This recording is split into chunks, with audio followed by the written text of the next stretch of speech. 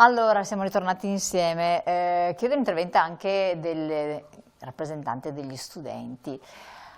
Sostanzialmente, al di là del... se voi trovaste... perché c'è stato un problema.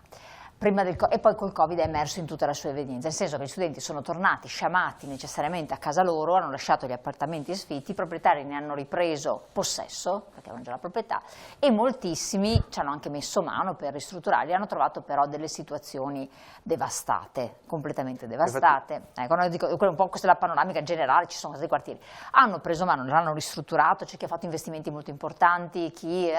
Questi appartamenti sono diventati anche molto molto belli e i proprietari, in sintesi, quello che mi hanno detto anche le associazioni dei proprietari, eccetera, hanno fatto due conti e hanno detto ma darlo nuovamente a degli studenti che questi piccoli appartamentini messi molto bene me li ritornano a ridurre in quelle condizioni facendo feste, festine, di tutto e di più e comunque non avendo rispetto di questo bene, mi conviene forse, visto che è diventato Padova bene UNESCO, visto che il turismo ha iniziato a girare perché la gente voleva uscire di casa e muoversi a tutti i costi, da tutte le parti, e la risposta alberghiera non era appagante per le nuove esigenze dei turisti emergenti, che è dato di fatto, perché io non vado in appartamento. No, ecco. Durante il Covid c'era anche il fatto nella prima fase che le persone, piuttosto che andare in situazioni promiscue come quelle alberghiere, volevano andare esatto, sì, in appartamento. Ma poi tra l'altro le camere d'albergo sono sempre più piccole, la colazione la devi pagare extra, la famiglia non può permettersi 4 colazioni con 2 stanze d'albergo, mi conviene più un appartamentino. La domanda c'è, perché se non c'è domanda il mercato non partirebbe, in realtà la domanda c'è, perché le famiglie vogliono muoversi. Voi come avete trattato questi benedetti appartamenti? C'è un mea culpa che fate? Perché darlo ancora adesso, certi dicono lo do ai studenti, oh madonna chissà cosa mi succede poi di questo appartamentino bello gioiellino. Io qua volevo porre prima un'altra questione preliminare. Effettivamente la crisi per gli affitti studenti nasce appena finisce la pandemia, perché in quella fase c'erano ancora tanti appartamenti in ristrutturazione tramite i fondi e anche e soprattutto tanti tramite i fondi che sono stati fatti con i bonus. E quindi una cosa che mi sono chiesto spesso è, ma se il proprietario di casa ha usufruito di questi bonus che hanno dato grande margine di ristrutturazione senza praticamente spendere un euro per tantissimi proprietari, perché i bonus li abbiamo visti quanto sono stati anche utilizzati. Certo, il valore dell'immobile è cresciuto, ma se il proprietario di casa comunque non è che avesse speso decine, migliaia, centinaia di migliaia di euro. Però deve essere prima casa, se non sbaglio, adesso non poteva essere, no, anche la seconda? No, il super bonus era tutti quanti, per tutti? Prima, esatto. Nella prima fase, poi ok, dopo la seconda era stato... Esatto, e quindi nonostante la spesa per la ristrutturazione non sia stata consistente, l'aumento dell'affitto invece, questo ci mostra come è stata principalmente una questione di speculazione, non di vera necessità da parte di tanti proprietari. Io poi ho un modo anche per rispondere a tanti proprietari che pongono il tema degli studenti che rompono le case. Non ne hanno cura, dai, non è che rompono, anche le rompono, ma non hanno cura. Ho girato tante case di colleghe universitarie e spesso la situazione che ho visto dipende sempre molto dal proprietario, perché dipende molto da chi trovi. Ma il vento, quando c'è stato un anno e mezzo fa, mi sembra, tornato qua a Padova, insomma, che aveva fatto dei danni, rompe le tapparelle di una casa. Il proprietario di casa dà la colpa agli studenti e chiede agli studenti di pagare di tasca loro le riparazioni causate da agenti atmosferici. C'è un appartamento molto vecchio, infiltrazioni, muffa, sistemiche, perché poi tanti appartamenti sono nei centri storici, quindi anche vecchi e insomma non sempre... Insomma la colpa viene data agli studenti di questa cosa. Esatto, a certe volte anche ad esempio muffa nelle case, nelle camere, problemi di infiltrazioni vengono dati agli studenti, quando invece è evidente che in un appartamento così vecchio, in cui non è mai stato fatto un vero lavoro di sistemazione, dagli infissi alle tubature, se ho quello di sopra che ha la doccia che perde e ho le infiltrazioni, non è colpa mia come studente perché magari... Ma quello è facilmente anche riconoscibile, insomma, un problema strutturale è chiaro. ma non sempre purtroppo, non sempre quindi purtroppo. è i proprietari che hanno esagerato, e quindi però se voi ricevete delle case belle nuove di zecca, le rispettate con attenzione, non strisciate pavimenti, porte, avete cura. Si senti di garantire questo? Non mi sento di garantire per nessuno, certamente. Perché io credo che sia anche un fattore di crescita delle popolazioni, di cultura di crescita che è necessaria, cioè cultura del rispetto a tutto campo. Se le persone, ci si aspetterebbe che nel 2024 anche gli studenti universitari avessero molto rispetto delle cose, invece c'è la cultura dilagante in Italia, io se non so all'estero, a volte che la cosa non è tua e poi sei anche in compagnia di altri, non sempre la tratti benissimo. È forse così. no, ma io devo provocarvi in qualche modo. Io sono fatto lo studente fuori sede, io ho fatto lo studente fuori sede, perché allora in Calabria non c'era l'università, l'ho fatta a Roma. Io penso di ero un giovane normale, un ragazzo, allora immagino un po' discolo come ho. Casa mia non ho mai avuto problemi di nessun genere, né io né il proprietario. C'è un problema di garanzia, c'è un problema di insicurezza dei proprietari, ma possiamo metterci intorno a un tavolo? Perché i proprietari non le danno in affitto? Non li danno in affitto perché ci sono due elementi, io questo lo dico in maniera molto... Uno, che guadagnano di più se lo utilizzano. Quindi una questione di guadagno. Due, c'è un problema anche di educazione all'abitare. Lo dico anche per popolazioni che vengono qui. Da altri paesi. Da altri paesi.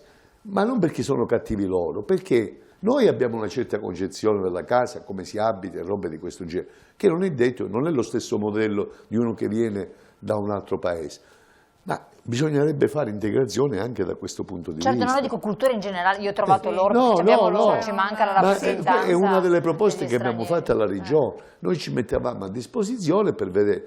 3, garantiamo, allora, io la voglio dire in maniera brutale, la gente non si fida dell'immigrato perché pensa che poi non lo paga, che gli lascia la casa sporca e via discorrendo.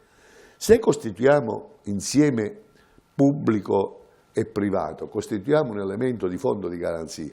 Io lo so che chi viene da fuori, mentre col privato magari può essere più, insomma, leggero, sta molto attento rispetto alle istituzioni pubbliche, perché ha bisogno del rinnovare il permesso di soggiorno, perché ha bisogno di altre cose e robe di questo genere. Ma sono processi che dovremmo necessariamente fare propri, perché purtroppo noi vivremo questa stagione. Se posso, prego. Allora, nella scorsa primavera a Padova abbiamo fatto questi tavoli dell'abitare in cui abbiamo chiesto a tutti gli stakeholder della città di partecipare. Abbiamo avuto da subito 60 persone, rappresentanti di una quarantina di enti del nostro territorio, sindacati dei proprietari e degli inquilini, università, istituti bancari, fondazioni. Ci siamo trovati, ci siamo messi intorno a un tavolo e adesso stiamo proprio ragionando su questi filoni. Quello che emerge, quindi anche il fondo di garanzia, perché c'è un tema importante. Il tema per quanto riguarda le abitazioni private, che a Padova, dice l'Istat, sarebbero 16.000 sfitte attualmente, stiamo anche impossessandoci di un algoritmo che è stato studiato in altre città, Bologna in particolare, per capire se questi 16.000, perché non sono mappati in modo sistematico, ma sono sulla base di una campionatura, se siano veramente 16.000 o se siano meno, fossero anche 10.000. Perché non vengono messi a disposizione dei residenti, degli studenti e di forme dell'abitare utili alla città? Perché c'è un tema di fiducia che deve essere riconquistata, fiducia tra l'inquilino e il proprietario. I motivi sono tanti, in parte sono quelli che sono già stati detti, in parte sono anche di una legge che ha sempre garantito giustamente l'inquilino e che vede oggi tanti proprietari far fatica a ritornare in possesso del proprio appartamento, a volte anche dopo iter molto lunghi, li vediamo quotidianamente, e quando che portano a degli sfratti molto dolorosi e che quindi a volte rendono molto prudente il proprietario nel definire di dare il proprio appartamento a disposizione. Tenga conto che in questi anni non si parla solo dei pensionati, si parla anche di infermieri che vincono i concorsi a Padova e non riescono a venire perché manca la casa, quindi tutti quei servizi che sono utili alla città stessa, perché abbiamo delle RSA con delle stanze chiuse perché non hanno le OSS trovano gli OSS attraverso i concorsi, ma questi non possono arrivare perché non trovano casa, quindi arrivano e poi tornano indietro. Quindi è un tema sociale importante. Quindi ricostruire una fiducia tra proprietari e inquilini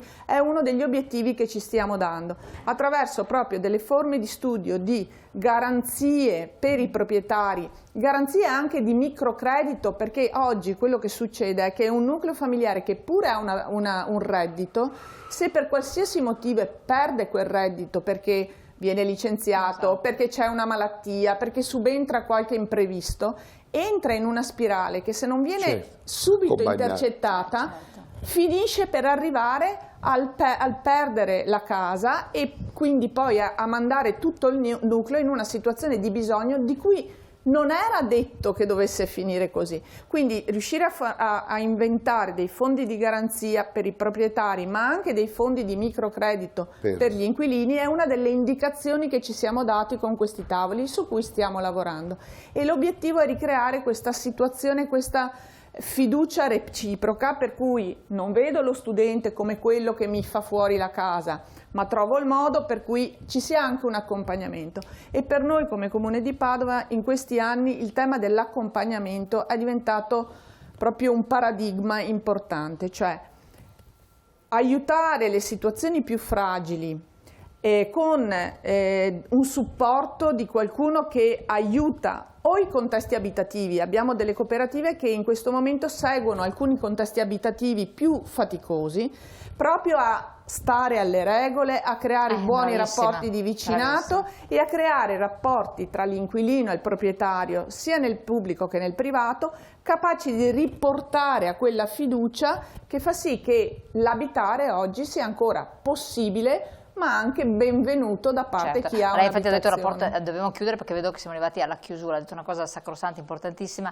rapporto anche di fiducia, di rispetto e di educazione, perché c'è anche il problema del condominiale, guardando i condomini che delle immagini alle spalle, quando mettiamo 4 studenti in un appartamento, fanno confusione, tutti i condomini vanno in subbuglio se è un condominio normale. Mettiamo una famiglia un po' di una cultura diversa, numerosa, di qualsiasi nazionalità. Le posso assicurare che non è soltanto una questione di cultura diversa. No, ma nel senso che i condomini in un condominio residenziale incominciano a trasalire e fanno,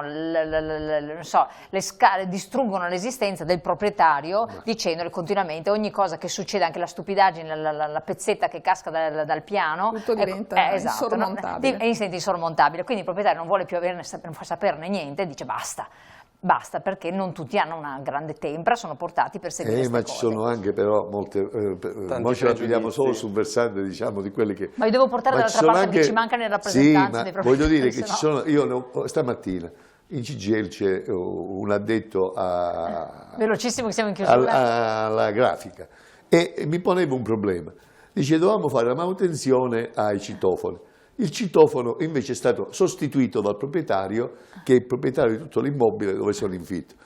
E vuole che lo paghiamo noi, ma noi non è che quando lasciamo il fitto poi ci portiamo il citofono a casa. Il citofono è un elemento strutturale che deve pagare il proprietario, per dire... Cioè, non è che ci sono solo quelli che una parte. Però vede anche in questa situazione avere qualcuno che aiuta e facilita la relazione aiuta un fattore di conoscenza delle leggi. Allora io vi dovremmo parlarne ancora. Dovremmo parlarne ancora perché effettivamente le tematiche sono tante, siete stati anche bravissimi a tirar fuori certe criticità, però purtroppo il tempo è giunto al termine. Quindi grazie Matteo Greggio, che è stato interpellato Miola Studenti per UDU, Massimo Cestaro naturalmente del segretario dello SPCGL del Veneto, Emilio Viafora, segretario regionale su Unia Veneto, Francesca Benciolini, assessore alla politica abitativa del Comune di Padova, grazie di essere stata qui con noi. A voi cari telespettatori di averci seguito, rivedete la puntata naturalmente sul YouTube, sul web e fate le vostre osservazioni. Se avete dei problemi c'è il Sunia, c'è il Comune. E lo sportello affitti dedicato agli studenti. Eccolo qua, questo mi mancava, esatto. Sportello affitto dedicato agli studenti dell'UDU. Che abbiamo aperto con il Comune di Padova, con la collaborazione del Comune di Padova. Che può dare una mano. È aperto praticamente tutti i giorni, Per aiutare, per dare una consulenza, perfetto. Esattamente. Grazie mille, buon proseguimento, buona serata. Grazie.